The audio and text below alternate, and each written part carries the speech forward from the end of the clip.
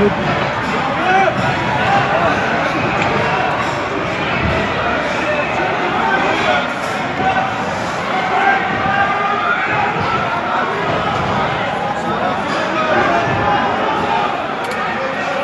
sakin olsun.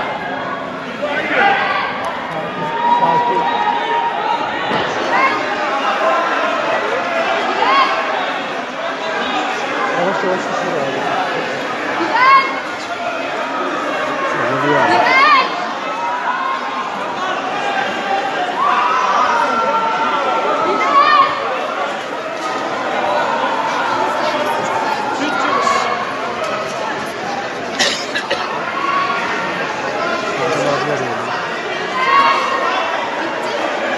Neredesiniz?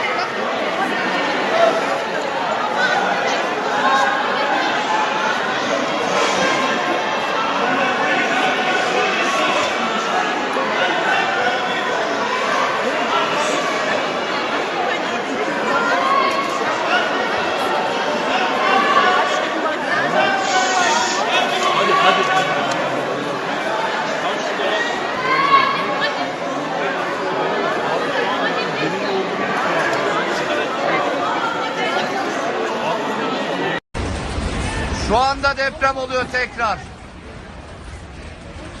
Tekrar deprem oluyor şu anda.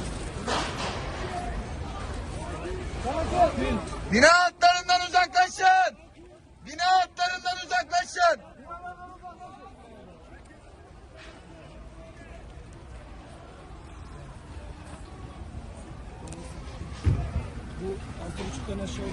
Yok efendim, bu çok yüksek. Çok yüksek bu. Başkanım, bu çok yüksek. Çok yüksek bu. Çok yüksek, çok.